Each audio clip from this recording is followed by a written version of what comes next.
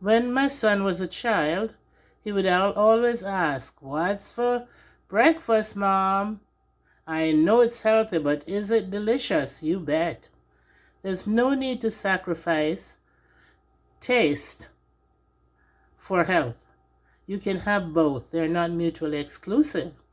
So we start out with a tortilla wrap. Carbohydrates, 17 grams. Net carbs are actually 7 grams because 10 of that 17 is dietary fiber. No sugar added. On top of that, we add matchsticks or shredded carrots, leeks, green apples, mushrooms, red bell peppers, and a lot of scallions. Enjoy.